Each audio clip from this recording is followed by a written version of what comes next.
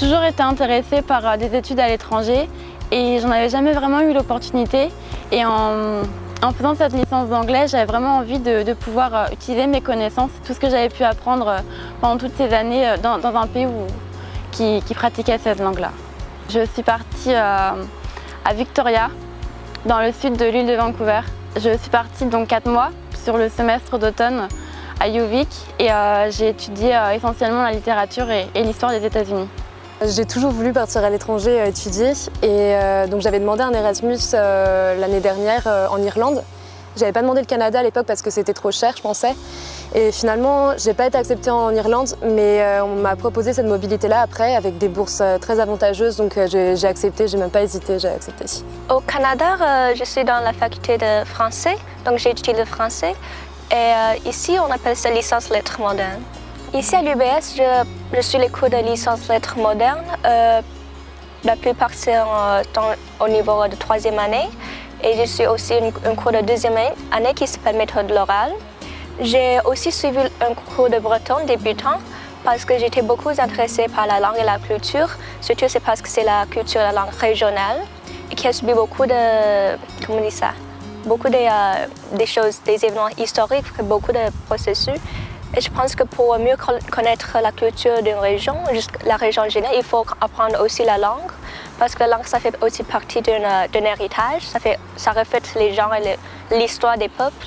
L'Université de Bretagne Sud est impliquée dans le dispositif Erasmus+, depuis la mise en place de ce nouveau dispositif et a répondu à un appel à projet Mobilité internationale de crédit, qui est une extension en fait, du dispositif Erasmus+, Union européenne, vers des pays dits partenaires, c'est-à-dire la possibilité de coopérer avec le monde entier.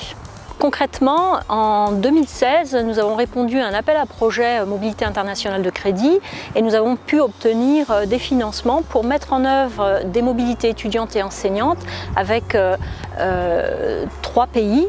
Tout d'abord le Kosovo et 2 établissements universitaires au Kosovo, 2 établissements universitaires en Moldavie et un établissement universitaire au Canada, à savoir l'Université de Victoria. La plupart de nos étudiants à l'Université de Victoria, au département de français, sont des locuteurs non natifs du français. Donc, c'est un avantage pour eux de venir dans des milieux francophones, de baigner vraiment, de vivre le français au quotidien et aussi de découvrir la culture d'une autre francophonie, tout à fait. Donc, au sein de notre programme au département de français à l'Université de Victoria, ceux qui font une majeure, par exemple, en français, doivent combler une exigence qui s'appelle Experience Requirement. Donc, ils doivent avoir une expérience au sein d'un milieu francophone. Donc, ils peuvent le faire, par exemple, à la Société francophone de Victoria, en faisant du bénévolat, ou ils peuvent combler cette expérience-là aussi en partant ailleurs.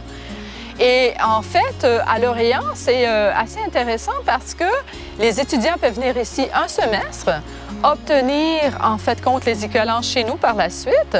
C'est une université, disons, à taille humaine, donc je pense que c'est très important pour nos étudiants de venir dans un milieu comme celui-ci, au lieu d'aller, par exemple, à Paris. Il y a certains étudiants qui ne veulent pas aller dans les métropoles, qui préfèrent rester dans des petites villes, dans des petits milieux.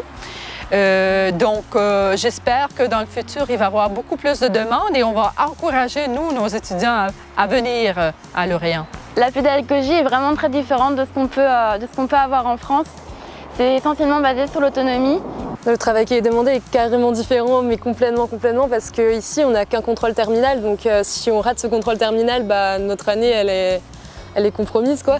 Alors que là, on a peut-être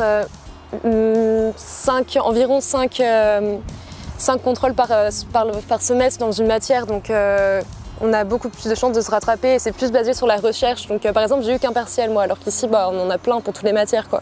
Grâce à la bourse, j'ai pas eu à m'inquiéter de payer mon loyer sur place. Ça a pu aussi couvrir tous les frais de livres parce que, contrairement en France, au Canada, on a beaucoup de livres. Entre 1 voire 2 par matière, peut-être même plus suivant certains cours. Et les livres là-bas sont vraiment très chers. Les avantages du dispositif Erasmus+ Mobilité internationale de crédit sont surtout financiers. Donc nous obtenons des bourses de mobilité étudiante entrantes et sortantes, à savoir 850 € par mois plus un forfait voyage pour les étudiants de mobilité entrante et 650 pour les mobilités sortantes avec un forfait voyage. Et nous obtenons également des indemnités journalières pour les mobilités des enseignants. L'Université Bretagne Sud encourage vivement ses étudiants à participer à toute forme de mobilité internationale.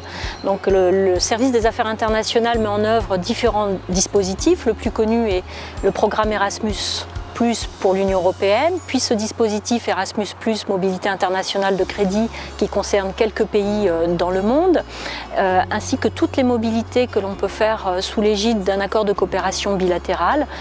Il est important que les étudiants se saisissent de ces opportunités, passent au service des affaires internationales, nous rencontrer pour avoir toutes les informations nécessaires à un projet de mobilité.